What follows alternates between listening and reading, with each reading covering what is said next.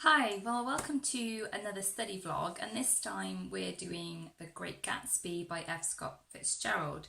Now I'm prepping this at the moment for my Year 13 class, some of them have chosen this as a coursework text, but hopefully whatever capacity you're studying this will be helpful for you.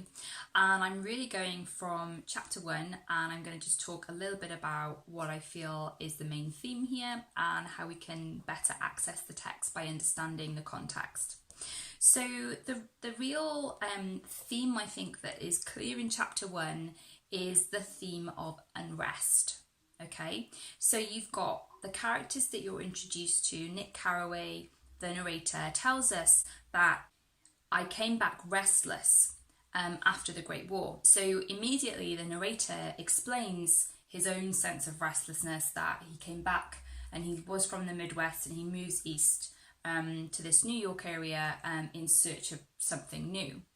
And then when he gets there, he's visiting the Buchanans, Tom and Daisy, kind of linked through Yale. He was at Yale with Tom, and then also Daisy is apparently his second cousin removed or something obscure like that. And he goes to dinner with them, and equally there's a real sense of restlessness in the house, and with these characters too, that Fitzgerald really emphasises. So before they moved to this area in New York called East Egg, Tom and Daisy drifted here and there unrestfully. So Tom and Daisy drifted here and there unrestfully wherever people played polo and were rich together. And you can see the satirical tone there, that they've got all this money and yet they're not happy either, and they've got the same restlessness as everybody else does. Equally, Nick is greeted by Tom and he says, "I've got a nice place here," his eyes flashing about restlessly. So again, even in saying, "I've got a nice place," his eyes are betraying him, because his eyes are obviously darting around looking for something else. And that's the whole theme here, is that the characters are all looking for something more than what they've got. And that's the theme of unrest really coming across here. Then we get more about Daisy, Tom's wife, and through most of the chapters she sort of tries to be casual, but then she has a more meaningful conversation with Nick later on, when she describes how things have been really hard for her. And she says, "I've had a very bad time, Nick, and I'm pretty cynical about everything." And she relays how she felt when her daughter was less than an hour old and Tom had disappeared, and she felt completely abandoned. And she says, "You see, I think everything's terrible anyhow," she went on in a convinced way. "Everybody thinks so, the most advanced people, and I know. I've been everywhere and seen everything and done everything." Her eyes flashed around her in a defiant way, rather like Tom's, and she laughed with thrilling scorn. "Sophisticated. God, I'm sophisticated." The instant her voice broke off, ceasing to compel my attention, my belief, I felt the basic insincerity of what she had said. It made me uneasy. And so Daisy herself has a restlessness in her situation as a mother and as a wife, although even that Nick feels has a measure of insincerity about it anyway. She talks about having been everywhere, seen everything and done everything, and of course she's far too young to really have done that. But the way her eyes flash around her, again with Tom, her body language is suggesting that she is looking for something more. And then the chapter finishes with the enigmatic figure of Gatsby himself. So Gatsby hasn't been involved in this dinner party, we haven't met Gatsby yet, but Nick knows that he lives by Gatsby, and he sees him standing and looking at the stars, and he wants to call out to Gatsby to introduce himself, but then Nick sort of judges that Gatsby is wanting to be alone. And it says, "He stretched out his arms toward the dark water in a curious way, and far as I was from him, I could have sworn he was trembling. Involuntarily, I glanced seaward and distinguished nothing except a single green light, minute and far away, that might have been the end of a dock. When I looked once more for Gatsby, he had vanished, and I was alone again in the unquiet darkness. I love that description of unquiet darkness, because it's a bit of an oxymoron, isn't it? You expect the dark to be quiet. And that restlessness that all the characters are experiencing is even there in the very darkness at the end when Nick is left alone. But I think this image that we're given of Gatsby, it's our first sort of proper image of him in the novel, the first time we've even met him, and it isn't even a proper meeting. We are distanced from him through Nick, the narrator. Nick is distanced from him by the fact that he's out by the shore. And then all we know is that he's reaching out for something that he hasn't got. His arms are stretched out towards the dark water.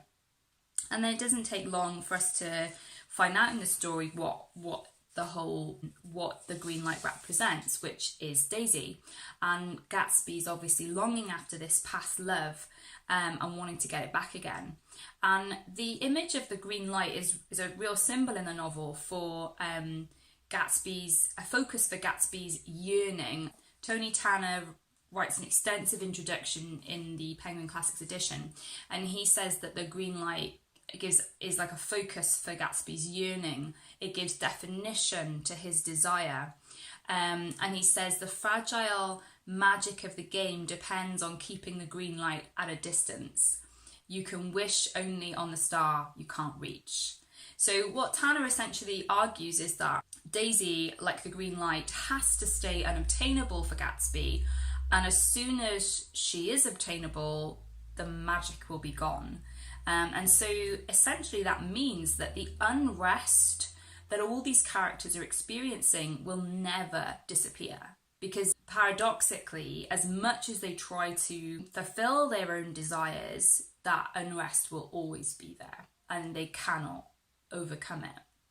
And I think what's really interesting is we've got two characters who are very wealthy in different ways. So you've got the Buchanans, Tom and Daisy, with a kind of old wealth. I say old in inverted commas because in America nothing's that old, but for Tom's family, they've got this money from the capitalist boom of the 19th century going into the early 20th century now, and they're well established. He can play polo with rich people and that's his lifestyle.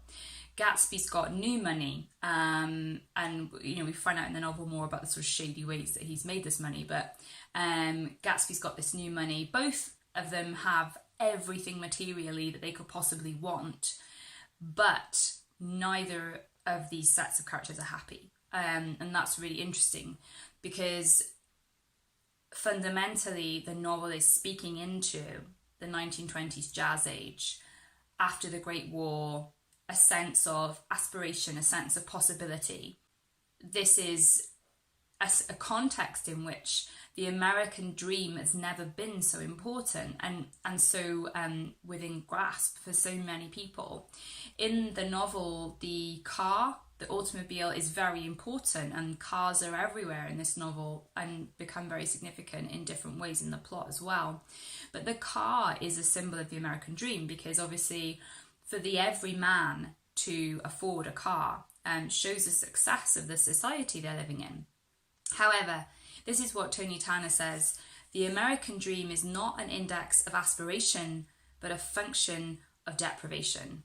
And so what he says is that fundamentally in this context, the American dream is all about pointing out what you don't have. So even the characters that are fabulously wealthy, they still don't have enough. And this fundamental unrest is at the very core of who they are. So I was thinking about this then as the kind of one of the key themes being unobtainable desire and the crossing of boundaries. And for me, that makes a really good connection with Zoe Heller's Notes on a Scandal, which some people might be doing for coursework.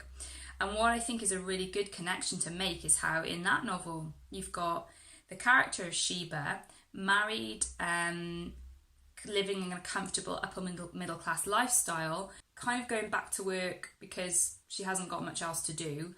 And that sense in which the boredom that comes with an easy life means that Sheba fundamentally wants the unobtainable. And just like Gatsby is going to want Daisy, the unobtainable, Sheba is going to want Connolly, his student, and crosses those moral, social boundaries in order to get what she wants. And ironically, Sheba never really seems to be happy either, even though she's got everything on a plate. And the novel's really about how Sheba loses everything because she doesn't value what she has. It's interesting to think in Great Gatsby how Daisy married Tom, and she could have waited for Gatsby, but he went off and she didn't know what was going to happen to him. So she married Tom, probably out of materialistic motives. And she gets to be part of this exclusive social hierarchy that Tom's part of, but it's not enough for her. And so we've got this sense of Sheba in Notes on a Scandal, and a number of characters in The Great Gatsby, Daisy, and Gatsby himself, who want what's unobtainable and are willing to cross moral boundaries in order to take what is theirs. Now, one thing I would contrast that to is the character of Tom, because Tom, to me, is portrayed as having a colonial mindset. He's a white supremacist. He believes that civilization's falling apart because black people may have better rights.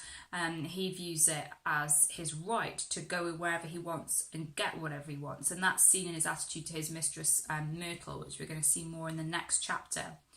But fundamentally, Gatsby and Daisy and Sheba view themselves as deserving of happiness, and that is what drives them to commit morally unacceptable actions. I don't think they have the same kind of dominant psychology that a character like Tom Buchanan has, but they still fundamentally are being driven by selfish motives. Hit subscribe if you'd like to follow my vlog for more updates on teaching, reading and studying.